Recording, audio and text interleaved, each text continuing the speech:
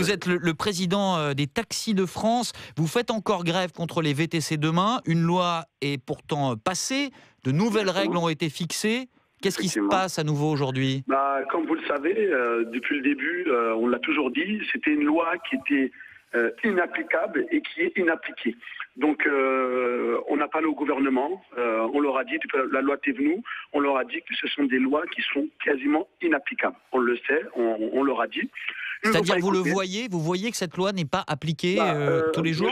Monsieur, quand on dit que dans la loi Thévenoud, le VTC doit retourner à son garage, comment aujourd'hui, quels moyens techniques le gouvernement a pour le contrôler? Oui, entre chaque course, hein, c'est ça, chaque course, il doit rentrer au garage. Donc, ils ont quels moyens aujourd'hui? Ils nous ont promis des cyberbauers. On le sait très bien qu'ils n'ont aucun moyen technique pour le faire. Oui, mais vous dites qu'ils ne le font pas? Ils ne le font pas, ils ne peuvent pas le faire.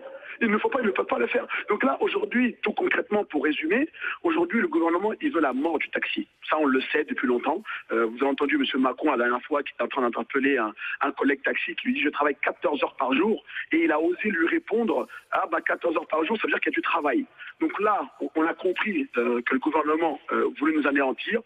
Demain, pour nous, ça va être soit la survie du taxi, soit la mort du taxi. Donc vous vous en prenez au gouvernement cette fois et pas au VTC directement? C'est le gouvernement, monsieur. Les VTC profitent du système. Et il faut me se dire, il n'y a pas d'ennemis ou d'amis. Là, aujourd'hui, c'est le gouvernement qui a mis tout ça en place. C'est la loi de 2009 qui a amené tous les VTC. Donc aujourd'hui, c'est pas le VTC en soi-même. Oui, alors pourtant, je vous interromps une seconde parce que les chauffeurs de VTC, ils ont peur d'avoir des problèmes. Ils ont peur même d'être agressés pour certains demain. Vous leur dites quoi? En général, ceux qui ont peur, c'est ceux qui provoquent, monsieur. Quand vous savez que nous manifestons, quand vous savez que nous-mêmes, on peut reprocher à nos propres collègues de ne pas travailler, donc pour nous, les VTC, vous savez, c'est la provocation. Ils l'ont toujours fait. Ils l'ont toujours fait et vous le savez très bien. Donc aujourd'hui, on leur a dit, on leur dit, c'est une grève des taxis. Aujourd'hui, on se bat contre un système et ils le savent. Donc c'est pour ça que je leur ai dit, une fois dans un communiqué, que de rester chez eux. Voilà, de rester chez eux parce que nous, aujourd'hui, on va manifester contre la raison pour laquelle on est dehors. Vous dites au VTC de rester chez eux?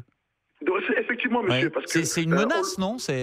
Non, c'est pas une menace, c'est un conseil. C'est pas une menace du tout. Pourquoi un conseil? Parce qu'à la base, il faut savoir que je sais dans quel terrain vous voulez nous emmener dans le sens violence. On n'est pas du tout violent. Non, je vous pose la question. Hein. Non, mais je vous le dis. Effectivement, au mois de juin, il y a eu des débordements. Effectivement, il y a des débordements. C'était un ras-le-bol. Là, aujourd'hui, nous sommes dans une position très très calme.